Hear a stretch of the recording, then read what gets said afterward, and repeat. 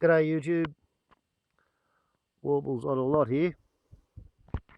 Owing to the fact that we live in interesting times, I thought it might perhaps possibly be a good time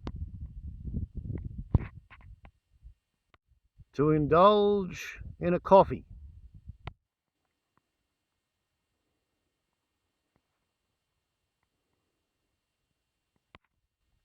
and something of a book reading. By a unanimous decision of the judge, Jack London's 1913 The Scarlet Plague has been selected, and as it does run on for rather long, I think we'll have to regard this as being part one. So we'll see how long this goes as we get along. Yeah, I should be in frame there. Let us hope. The Scarlet Plague. The way led along what had once been the embankment of a railroad, but no train had run upon it for many years. The forest on either side swelled up the slopes of the embankment and crested across it in a green wave of trees and bushes. The trail was as narrow as a man's body and was no more than a wild animal runway. Occasionally a piece of rusty iron showing through the forest mould advertised that the rail and the ties still remained. In one place, a 10-inch tree bursting through at a connection had lifted the end of a rail clearly into view. The tie had evidently followed the rail, held to it by the spike long enough for its bed to be filled with gravel and rotten leaves, so that now the crumbling rotten timber thrust itself up at a curious slant. Old as the road was, it was manifest that it had been the monorail type. An old man and a boy travelled along this runway. They moved slowly, for the old man was very old. A touch of palsy made his movements tremulous, and he leaned heavily upon his staff. A rude skull cap of goat skin protected his head from the sun. From beneath this fell a scant fringe of strained and dirty white hair. A visor, ingeniously made from a large leaf, shielded his eyes, and from under this he peered at the way of his feet on the trail. His beard, which should have been snow white, but which showed the same weather wear and camp stain as his hair, fell nearly to his waist in a great tangled mass. Arr. About his chest and shoulders hung a single mangy garment of goat skin. His arms and legs, withered and skinny, betokened extreme age, as well as did their sunburn and scars and scratches betoken long years of exposure to the elements. The boy who led the way, checking the eagerness of his muscles to the slow progress of the elder, likewise wore a single garment, a ragged-edged piece of bear skin with a hole in the middle through which he had thrust his head. He could not have been more than 12 years old. Tucked coquettishly over one ear was the freshly severed tail of a pig. In one hand he carried a medium-sized bow and an arrow. On his back was a quiver full of arrows. From a sheath hanging about his neck on a thong projected the battered handle of a hunting knife. He was brown as a berry and walked softly, with almost a cat-like tread. In marked contrast with his sunburned skin were his eyes, blue, deep, but keen and sharp as a pair of gimlets. They seemed to bore into all about him in a way that was habitual. As he went along, he smelled things as well, his distended, quivering nostrils carrying to his brain an endless series of messages from the outside world. Also, his hearing was acute and had been so trained that it operated automatically. Without conscious effort, he heard all the slightest sounds in the apparent quiet, heard and differentiated and classified. These sounds, whether they were of the wind rustling the leaves of a of the humming of bees and gnats, of the distant rumble of the sea that drifted to him only in lulls, or of the gopher just under his foot shoving a pouch full of earth into the entrance of his hole. Suddenly he became alertly tense. Sound, sight, and odour had given him a simultaneous warning. His hand went back to the old man, touching him, and the pair stood still. Ahead, at one side of the top of the embankment, arose a crackling sound, and the boy's gaze was fixed on the tops of the agitated bushes. Then a large bear, a grizzly, crashed into view, and likewise stopped abruptly at the sight of the humans. He did not like them, and growled querulously. Slowly the boy fitted the arrow to the bow, and slowly pulled the bowstring to it. But he never removed his eyes from the bear. The old man peered from under his green leaf at the danger, and stood as quietly as the boy. For a few seconds this mutual scrutinising went on. Then, the bear betraying a growing irritability, the boy, with a movement of his head, inclined that the old man must step aside from the trail and go down the embankment. The boy followed, going backward, still holding the bow taut and ready. They waited till a crashing among the bushes from the opposite side of the embankment told them that the bear had gone. The boy grinned as he led back to the trail. "A big un, grandsir," he chuckled. The old man shook his head. "They get thicker every day," he complained in a thin, undependable falsetto. "Who'd have thought I'd lived to see the time when a man would be afraid of his life on the way to Cliff House? When I was a boy, Edwin, men and women and little babies used to come out here from San Francisco by tens of thousands on a nice day, and there weren't any bears then. No, sir. They used to pay money to look at them in cages, they were that rare." "What is money, grandsir?" Before the old man could answer, the boy recollected and triumphantly shoved his hand into a pouch under his bearskin and pulled forth a battered and tarnished silver dollar. The old man's eyes glistened as he held the coin close to them. "I can't see," he muttered. "You look and see if you can make out the date, Edwin." The boy laughed. "You're a great grandsir," he cried delightedly, "always making believe them little marks mean something." The old man manifested an accustomed chagrin as he brought the coin back again close to his own eyes. 2012, he shrilled, and then fell to cackling grotesquely.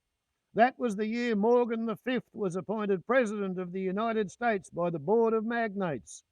It must have been one of the last coins minted, for the Scarlet Death came in 2013.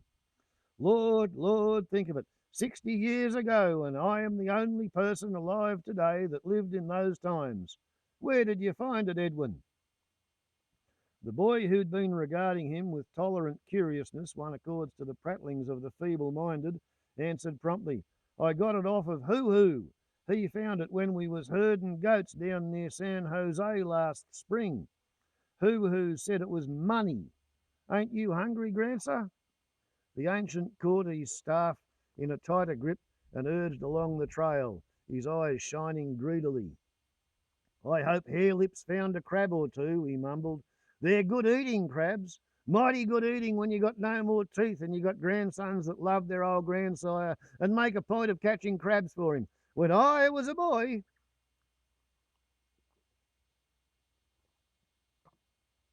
But Edward, suddenly stopped by what he saw, was drawing the bowstring on a fitted arrow. He had paused on the brink of a crevasse in the embankment. An ancient culvert had here washed out, and the stream no longer contained had cut a passage through the fill. On the opposite side, the end of a rail projected and overhung. It showed rustily through the creeping vines which overran it. Beyond, crouching by a bush, a rabbit looked across at him, trembling in hesitancy. Fully 50 feet was the distance, but the arrow flashed true and transfixed the rabbit. Crying out in sudden fright and hurt, struggled painfully into the brush. The boy himself was a flash of brown skin and flying fur as he bounded down the steep wall of the gap and up the other side.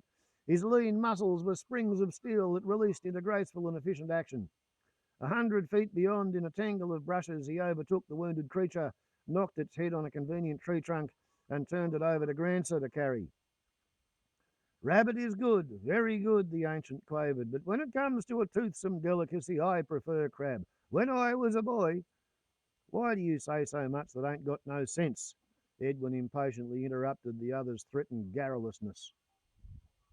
The boy did not exactly utter these words, but something that remotely resembled them, and that was more guttural and explosive and economical of qualifying phrases. His speech showed distant kinship with that of the old man, and the latter's speech was approximately in English that had gone through a bath of corrupt usage.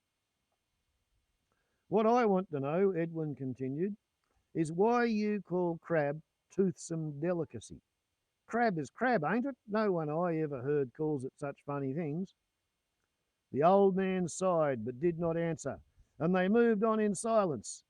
The surf grew suddenly louder as they emerged from the forest upon a stretch of sand dunes bordering the sea.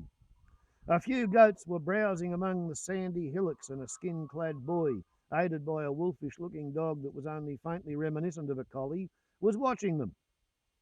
Mingled with the roar of the surf was a continuous deep-throated barking or bellowing, which came from a cluster of jagged rocks 100 yards out from shore. Here, huge sea lions hauled themselves up to lie in the sun or battle with one another. In the immediate foreground arose the smoke of a fire, tended by a third savage-looking boy. Crouched near him were several wolfish dogs, similar to the one that guarded the goats. The old man accelerated his pace, sniffing eagerly as he neared the fire. "Mussels!" he muttered ecstatically. "Mussels, and ain't that a crab? Hoo, ain't that a crab? My, you boys are good to your old grandsire." Who was apparently of the same age as Edwin, grinned. "All you want, grandsir. I got 4. The old man's palsied eagerness was pitiful. Sitting down in the sand as quickly as his stiff limbs would let him, he poked a large rock mussel from out of the coals. The heat had forced its shells apart, and the meat, salmon-coloured, was thoroughly cooked. Between thumb and forefinger, in trembling haste, he caught the morsel and carried it to his mouth. But it was too hot, and the next moment was violently ejected. The old man sputtered with the pain, and tears ran out of his eyes and down his cheeks. The boys were true savages, possessing only the cruel humour of the savage. To them the incident was excruciatingly funny, and they burst into loud laughter. Hoo danced up and down, while Edwin rolled gleefully on the ground. The boy with the goats came running in to join him in the fun.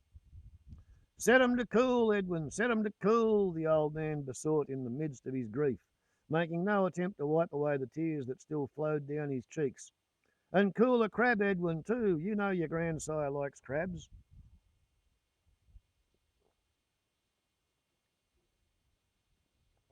Arr, that was good. From the coals arose a great sizzling which proceeded from the many mussels, bursting open their shells and exuding their moisture. They were large shellfish, running from 3 inches to 6 inches in length. The boys raked them out with sticks and placed them on the large piece of driftwood to cool. "When I was a boy, we did not laugh at our elders, we respected them." The boys took no notice, and Grandsa continued to babble, an incoherent flow of complaint and censure. But this time he was more careful and did not burn his mouth. All began to eat using nothing but their hands and making loud mouth noises and lip smackings. The third boy, who was called Hare Lip, slyly deposited a pinch of sand on a mussel the ancient was carrying to his mouth, and when the grit of it bit into the old fellow's mucous membrane and gums, the laughter was again uproarious. He was unaware that a joke had been played on him, and spluttered and spat until Edwin, relenting, gave him a gourd of fresh water with which to wash out his mouth. "Where's them crabs, Hoo?" Edwin demanded. Grant's set upon having a snack. Again Grant's eyes burned with greediness as a large crab was handed to him. It was a shell with legs, and all complete, but the meat had long since departed. With shaky fingers and babblings of anticipation, the old man broke off a leg and found it filled with emptiness. "The crabs, Hoo," he wailed. "The crabs!" "I was foolin', Grandsa. They ain't no crabs. I never found none." The boys were overwhelmed with delight at the sight of tears of senile disappointment that dribbled down the old man's cheeks. Then, unnoticed, Hoo-Hoo replaced the empty shell with a fresh cooked crab. Already dismembered from the cracked legs, the white meat sent forth a small cloud of savoury steam. This attracted the old man's nostrils, and he looked down in amazement. The change of his mood to one of joy was immediate. He snuffled and muttered and mumbled, making almost a croon of delight as he began to eat. Of this the boys took little notice, for it was an accustomed spectacle. Nor did they notice his occasional exclamations and utterances of phrases which meant nothing to them, as, for instance, when he smacked his lips and champed his gums while muttering, "Mayonnaise! Just think! Mayonnaise! And it's 60 years since the last was made. 2 generations and never the smell of it. Why, in those days it was served in every restaurant with crab." When he could eat no more, the old man sighed, wiped his hands on his naked legs, and gazed out over the sea. With the contentment of a full stomach, he waxed reminiscent. "To think of it! I've seen this beach alive with men, women, and children on a pleasant Sunday, and there weren't any bears to eat them up either. And right up there on the cliff was a big restaurant where you could get anything you wanted to eat. 4 million people lived in San Francisco then. And now, in the whole city and country, there aren't 40, all told. And out there on the sea were ships and ships always to be seen, going in for the Golden Gate or coming out. And airships in the air, dirigibles and flying machines. They could travel 200 miles an hour. The mail contracts with the New York and San Francisco Limited demanded that for the minimum. There was a chap, a Frenchman, I forget his name, who succeeded in making 300, but the thing was risky. Far too risky for conservative persons. But he was on the right clue, and he would have managed it if it hadn't been for the Great Plague. When I was a boy, there were men alive who remembered the coming of the first aeroplanes, and now I have lived to see the last of them, and that 60 years ago. The old man babbled on, unheeded by the boys, who were long accustomed to his garrulousness, and whose vocabularies beside lacked the greater portion of the words he used. It was noticeable that in these rambling soliloquies his English seemed to recrudesce into better construction and phraseology, but when he talked directly with the boys it lapsed largely into their own uncouth and simpler forms. But there weren't many crabs in those days, the old man wandered on. They were fished out, and they were great delicacies.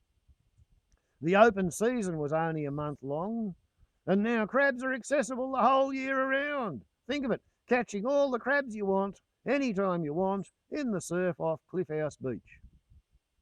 A sudden commotion among the goats brought the boys to their feet. The dogs about the fire rushed to join their snarling fellow who guarded the goats, while the goats themselves stampeded in the direction of their human protectors. A half-dozen forms, lean and grey, glided about on the sand hillocks or faced the bristling dogs. Edwin arched an arrow that fell short, but hair-lipped with a sling such as David carried into battle against Goliath, hurled a stone through the air that whistled from the speed of its flight. It fell squarely among the wolves and caused them to slink away toward the dark depths of the eucalyptus forest. The boys laughed and lay down again in the sand, while Grancer sighed ponderously. He had eaten too much, and with hands clasped on his paunch, the fingers interlaced, he resumed his maunderings. "The fleeting systems lapse like foam," he mumbled what was evidently a quotation. "That's it, foam and fleeting. All man's toil upon the planet was just so much foam. He domesticated the serviceable animals, destroyed the hostile ones, and cleared the land of its wild vegetation. And then he passed, and the flood of primordial life rolled back again, sweeping his handiwork away. The weeds and the forest inundated his fields. The beasts of prey swept over his flocks. And now there are wolves on the Cliff House Beach." He was appalled by the thought. "Where 4 million people disported themselves, the wild wolves roam today, and our savage progeny with prehistoric weapons defend themselves against the fanged despoilers. Think about it. And all because of the Scarlet Death." The adjective had caught Harelip's ear. He's always saying that, he said to Edwin. What is scarlet? The scarlet of the maples can shake me like the cry of bugles going by, the old man quoted. It's red, Edwin answered the question. And you don't know it because you come from the chauffeur tribe. They never did know nothing, none of them. Scarlet is red. I know that. Red is red, ain't it? Harelip grumbled. Then what's the good of getting cocky and calling it scarlet? Grancer, what for do you always say so much what nobody knows? He asked. Scarlet ain't anything, but red is red. Why don't you say red then? Red is not the right word, was the reply. The plague was scarlet. The whole face and body turned scarlet in an hour's time. Don't I know? Didn't I see enough of it? And am I telling you it was scarlet because it was scarlet? There was no other word for it. Red is good enough for me, Harelip muttered obstinately. My dad calls it red, and he ought to know. He says everything died of the Red Death. Your dad is a common fellow, descended from a common fellow, Grancer reported heatedly. Don't I know the beginnings of the chauffeurs? Your grandsire was a chauffeur, a servant, and without education. He worked for other persons. But your grandmother was of good stock. Only the children did not take after her. Don't I remember when I first met them, catching fish at Lake Temescal? What is education? Edwin asked. Calling red scarlet, Harelip sneered, and then returned to the attack on Grancer. My dad told me, and he got it from his dad afore he croaked, that your wife was a Santa Rosan and that she was no account. He said she was a hash slinger before the Red Death, though I don't know what a hash slinger is. You can tell me, Edwin. But Edwin shook his head in token of ignorance. It is true. She was a waitress, Grancer acknowledged, but she was a good woman, and your mother was her daughter. Women were very scarce in the days after the plague. She was the only wife I could find, even if she was a hash slinger, as your father calls it. But it's not nice to talk about our progenitors that way. Dad says that the wife of the first chauffeur was a lady. What's a lady? Hoo-hoo demanded. A lady's a chauffeur squaw, was the quick reply of Harelip. The first chauffeur was Bill, a common fellow, as I said before, the old man expounded, but his wife was a lady, a great lady. Before the Scarlet Death, she was the wife of Van Warden. He was the president of the Board of Industrial Magnates and was one of the dozen men who ruled America. He was worth $1,800,000,000, coins like you have there in your pouch, Edwin. And then came the Scarlet Death, and his wife became the wife of Bill, the first chauffeur. He used to beat her, too. I've seen it myself. Hoo-hoo, lying on his stomach and idly digging his toes in the sand, cried out and investigated. First his toenail and then the small hole he had dug. The two other boys joined in, excavating the sand rapidly with their hands till there lay 3 skeletons exposed. 2 were of adults, the third being that of a part-grown child. The old man huddled along the ground and peered at the find. Plague victims, he announced. That's the way they died everywhere in the last days. This must have been a family running away from the contagion and perishing here on the Cliff House beach. What are you doing, Edwin? This question was asked in sudden dismay as Edwin, using the back of his hunting knife, began to knock out the teeth from the jaws of one of the skulls. Going to string 'em, was the response. The 3 boys were now hard at it, and quite a knocking and hammering arose, in which Grancer babbled on unnoticed. You are true savages.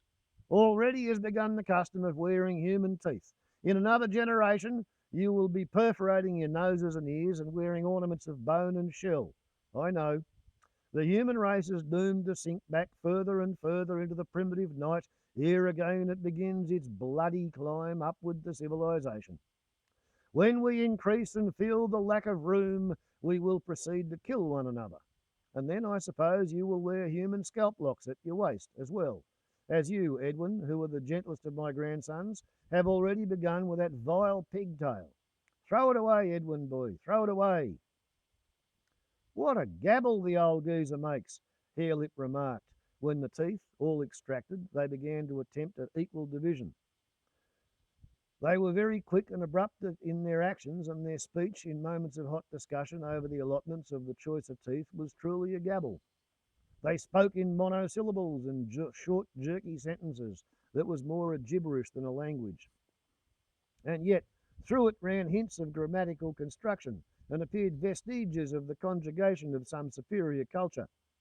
Even the speech of Granser was so corrupt that were it put down literally, it would be almost so much nonsense to the reader. This, however, was when he talked with the boys. When he got the full swing of babbling to himself, it slowly purged itself into pure English. The sentences grew longer and were enunciated with a rhythm and ease that was reminiscent of the lecture platform. "Tell us about the Red Death, Granser," Harelip demanded when the teeth affair had been satisfactorily concluded. "The Scarlet Death," Edwin corrected. "And don't work all that funny lingo on us," Harelip went on. "Talk sensible, Granser, like a Santa Rosan ought to talk. Other Santa Rosans don't talk like you." The old man showed pleasure in being thus called upon. He cleared his throat and began. 20 or 30 years ago, my story was in great demand, but in these days nobody seems interested." "There you go," Harelip cried hotly. "Cut the funny stuff and talk sensible. What's interested? You talk like a baby that don't know how." "Let him alone," Edwin urged, "or he'll get mad and he won't talk at all. Skip the funny places, we'll catch on to some of what he tells us." "Let her go, Granser," Hoo encouraged, for the old man was already maundering about the disrespect for elders and reversion to cruelty of all humans that fell from high culture to primitive conditions. The tale began. "There were very many people in the world in those days. San Francisco alone held 4 millions. "What is millions?" Edwin interrupted. Granser looked at him kindly. "I know you cannot count beyond 10, so I will tell you. Hold up your 2 hands. On both of them you have altogether 10 fingers and thumbs. Very well. I now take this grain of sand. You hold it, Hoo." He dropped the grain of sand into the lad's palm and went on. "Now that grain of sand stands for the 10 fingers of Edwin. I add another grain, that's 10 more fingers. Then I add another and another and another until I have added as many grains as Edwin has fingers and thumbs. That makes what I call 100. Remember that word, 100. Now I put this pebble in Harelip's hand. It stands for 10 grains of sand, or 10 tens of fingers, or 100 fingers. I put in 10 pebbles. They stand for 1,000 fingers. I take a mussel shell, and it stands for 10 pebbles, or 100 grains of sand, or 1,000 fingers." And so on, laboriously, with much reiteration, he strove to build up in their minds a crude conception of numbers. As the quantities increased, he had the boys holding different magnitudes in each of their hands. For still higher sums, he laid the symbols on the log of driftwood. And for symbols he was hard put, being compelled to use the teeth from the skulls for millions and the crab shells for billions. It was here that he stopped, for the boys were showing signs of becoming tired. There were 4 million people in San Francisco. 4 teeth. The boys' eyes ranged from the teeth and from hand to hand down through the pebbles and sand grains to Edward's fingers and back again. They ranged along the ascending series in the effort to grasp such inconceivable numbers. "That was a lot of folks, Granser," Edwin at last hazarded. "Like sand on the beach there, boy. Like sand on the beach. Each grain of sand, a man or a woman or a child. Yes, my boy, all those people lived right here in San Francisco. And at one time or another, all those people came out on this very beach. More people than there are grains of sand. More, more, more. And San Francisco was a noble city. And across the bay here we camped last year. Even more people lived, clear from Point Richmond on the level ground and on the hills, all the way around to San Leandro. One great city of 7 million people. 7 teeth. There, that's it, 7 millions. Again the boy's eyes ranged up and down from Edwin's fingers to the teeth on the log. The world was full of people. The census of 2010 gave 8 billions for the whole world. Not bloody far wrong, eh? It was not like today. Manfold knew a great deal more about getting food, and the more food there was, the more people there were. In the year 1800, there were 170 millions in Europe alone. 100 years later, a grain of sand, hoo-hoo, 100 years later, at 1900, there were 500 millions in Europe. 5 grains of sand, hoo-hoo, and this one tooth. This shows how easy was the getting of food and how men increased. And in the year 2000, there were 1,500 millions in Europe, and it was the same all over the rest of the world. 8 crab shells there, yes, 8 billion people were alive on the earth when the Scarlet Death began. I was a young man when the Scarlet Plague came, 27 years old, and I lived on the other side of San Francisco Bay in Berkeley. You remember those great stone houses, Edwin, when we came down the hills from Contra Costa? That was where I lived, in those stone houses. I was a professor of English literature. Much of this was over the heads of the boys, but they strove to comprehend dimly this tale of the past. What was them stone houses for? Harelip queried. You remember when your dad taught you to swim? The boy nodded. Well, in the University of California, that's the name we had for the houses, we taught young men and women how to think, just as I have taught you now by sand and pebbles and shells to know how many people lived in those days. There was very much to teach. The young men and women we taught were called students. We had large rooms in which we taught. I talked to them 40 or 50 at a time, just as I'm talking to you now. I told them about the books other men had written before their time, and even sometimes in their time. Was that all you did?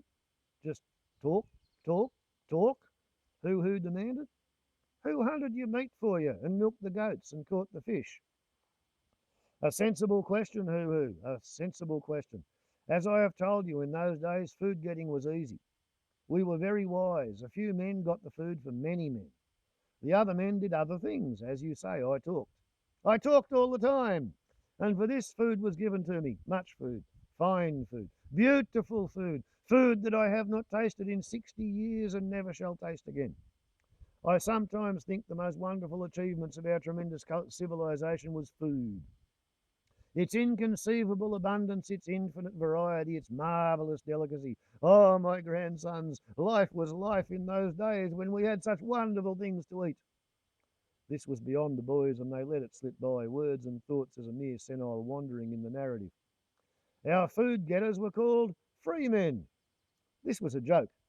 We of the ruling classes owned all the land, all the machines, everything. These food getters were our slaves. We took almost all the food they got and left them a little so that they might eat and work and get us more food. I'd have gone into the forest and got food for myself, Harelip announced, and if any man tried to take it away from me, I'd have killed him. The old man laughed. Did I not tell you that we of the ruling class owned all the land, all the forest, everything? Any food getter who would not get food for us, him we punished or compelled to starve to death, and very few did that. They preferred to get food for us and make clothes for us and prepare and administer to us 1,000, a mussel shell, hoo-hoo, 1,000 satisfactions and delights. I was Professor Smith in those days, Professor James Howard Smith, and my lecture courses were very popular. That is, very many of the young men and women liked to hear me talk about the books other men had written. And I was very happy, and I had beautiful things to eat, and my hands were soft because I did not work with them, and my body was clean all over and dressed in the softest garments. He surveyed his mangy goatskin with disgust. We did not wear such things in those days. Even the slaves had better garments. And we were most clean. We washed our faces and our hands often every day. You boys never wash unless you fall in the water or go swimming. Neither do you, grandsir, Hoo-hoo retorted. I know. I'm a filthy old man. But times have changed. Nobody washes these days, and there are no conveniences. It's 60 years since I've seen a piece of soap. You do not know what soap is, and I shall not tell you, for I'm telling the story of the Scarlet Death. You know what sickness is? We called it a disease. Very many of the diseases came from what we call germs. Remember that word, germs. A germ is a very small thing. It is like a wood tick, such as you would find on the dogs in the spring of the year when they run in the forest. Only the germ is very small. It's so small you cannot see it. Hoo began to laugh. You're a queer and Grancer, talking about things you can't see. If you can't see them, how do you know they are? That's what I want to know. How do you know anything you can't see? A good question, a very good question, hoo, but we did see some of them. We had what we called microscopes and ultra microscopes, and we put them to our eyes and looked through them so we could see things larger than they really were. And many things we could not see without the microscopes at all. Our best ultra microscopes could make a germ look 40,000 times larger. A mussel shell is 1,000 fingers, like Edwin's. Take 40 mussel shells, and by as many times larger was the germ when we looked at it through a microscope. And after that, we had other ways, by using what we called moving pictures, of making the 40,000 times germ many, many thousand times larger still. And thus we saw these things which our eyes of themselves could not see. Take a grain of sand, break it into 10 pieces. Take one piece and break it into 10. Break one of those pieces into 10, and one of those into 10, and one of those into 10, and one of those into 10, and do it all day, and maybe by sunset you will have a piece as small as one of the germs. The boys were openly incredulous. Harelip sniffed and sneered, and Hoo snickered, until Edwin nudged them to be silent. The wood tick sucks the blood of the dog, but the germ, being so very, very small, goes right into the blood of the body, and there it has many children. In those days there would be as many as 1 billion, a crab shell, please, as many as that crab shell in one man's body. We called germs microorganisms. When a few million or 1 billion of them were in a man, in all the blood of a man, he was sick. These germs were a disease. There were many different kinds of them, more different kinds than there are grains of sand on this beach. We knew only a few of the kinds. The microorganic world was an invisible world, a world we could not see, and we knew very little about it. Yet we did know something. There was the Bacillus anthracis and the micrococcus. There was the Bacillus termo, the Bacillus lactis. That's what turns the goat milk sour even to this day, Harelip. And there was the Schizomycetes without end, and there were many others. Here the old man launched into disquisition on germs and their natures, using words and phrases of such extraordinary length and meaninglessness that the boys grinned at one another and looked out over the deserted ocean till they forgot the old man was babbling on. But the Scarlet Death, Grancer, Edwin at last suggested. Grancer recollected himself, and with a start tore himself away from the rostrum of the lecture hall, where to another audience world he had been expounding the latest theory, 60 years gone, of germs and diseases. Yes, Edwin, I had forgotten. Sometimes the memory of the past is very strong upon me, and I forget that I'm a dirty old man clad in goatskin, wandering with my savage grandsons who are goat herds in the primeval wilderness. The fleeting systems lapsed like foam, and so lapsed our glorious colossal civilization. I am Grancer, a tired old man. I belong to the tribe of the Santa Rosans. I married into that tribe. My sons and daughters married into the chauffeurs, the Sacramentos and the Palo Altos. You, Harelip, are of the chauffeurs. You, Edwin, are of the Sacramentos. And you, Hoo, are of the Palo Altos. Your tribe takes its name from a town that was near the seat of another great institution of learning. It was called Stanford University. Yes, I remember now. It's perfectly clear. I was telling you of the Scarlet Death. Where was I in my story? You were telling about germs, the things you can't see but which make men sick, Edwin prompted.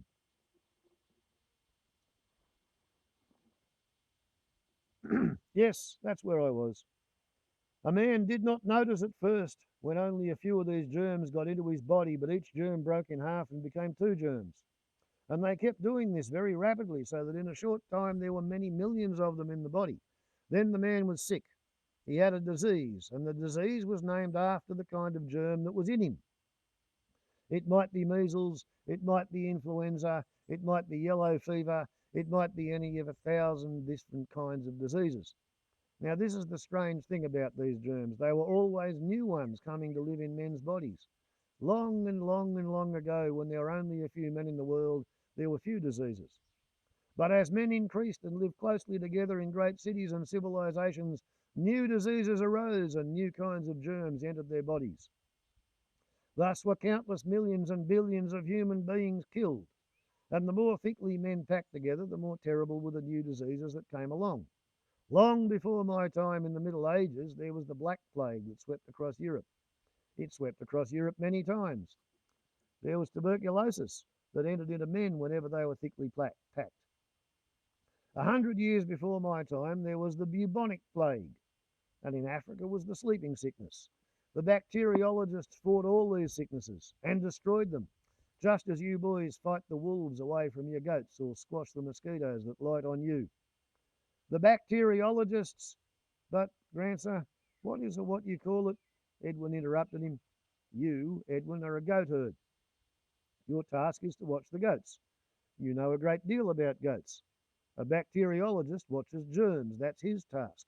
And he knows a great deal about them. So as I was saying, the bacteriologists fought with the germs and destroyed them. Sometimes there was leprosy, a horrible disease. 100 years before I was born, the bacteriologists discovered the germ of leprosy. They knew all about it. They made pictures of it. I have seen those pictures, but they never found a way to kill it. Yeah, Chalmora soil. But that happened after this was written, 1920s. But in 1984, there was the Pantoblast Plague, a disease that broke out in a country called Brazil and that killed millions of people. But the bacteriologists found it out and found the way to kill it so that the Pantoblast Plague went no further. They made what they called a serum, which they put into a man's body and which killed the Pantoblast germs without killing the man. And in 1910, there was pellagra and also the hookworm. These were easily killed by the bacteriologists. But in 1947, there arose a new disease that had never been seen before. It got into the bodies of babies of only 10 months old or less, and it made them unable to move their hands or feet, or to eat anything, or anything. And the bacteriologists were 11 years in discovering how to kill that particular germ and save the babies. Poliomyelitis forecast, perhaps? In spite of all these diseases and of all the new ones that continued to arise, there were more and more men in the world. This was because it was easy to get food. The easier it was to get food, the more men there were, and the more thickly they packed together on the earth, and the more thickly they were packed, the more new kinds of germs became diseases. There were warnings. Soldovetsky, as early as 1929, told the bacteriologists that they had no guarantee against some new disease 1,000 times more deadly than any they knew, arising and killing by the hundreds of millions and even by the billions. You see, the microorganic world remained a mystery to the end. They knew there was such a world and that from time to time the armies of new germs emerged from it to kill men. And that was all they knew about it. For all they knew, in that invisible microorganic world, there might be as many different kinds of germs as there are grains of sand on this beach. And also in that invisible world, it might well be that new kinds of germs came to be. It might be there that life originated, in the abysmal fecundity, Soldovetsky called it, applying the words of other men who had written before him. It was at this point that Harelip rose to his feet, an expression of huge contempt on his face. "Grancer," he announced, "you make me sick with your gabble. Why don't you tell about the Red Death? If you ain't going to, say so and we'll start back for camp." The old man looked around him and silently began to cry. The weak tears of age rolled down his cheeks, and all the feebleness of his 87 years showed in his grief-stricken countenance.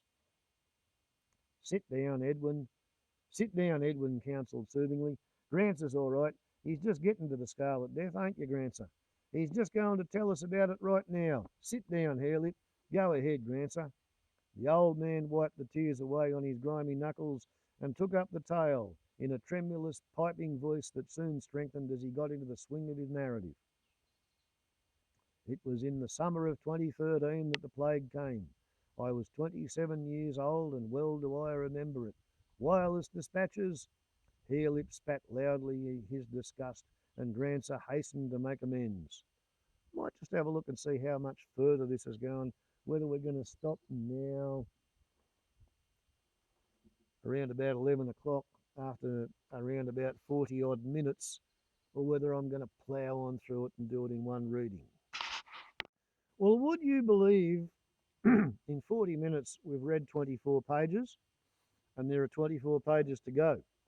So I say here endeth the first part of the book reading, and yeah, we'll return to this in due course, directly. Probably on another day because I have other things to do with this one.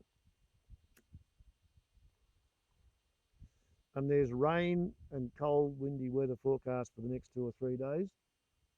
So it probably won't be tomorrow either. But on the other hand, perfect time for a book reading of the Scarlet Plague, is it not? Warbles on all at the YouTube. Ciao.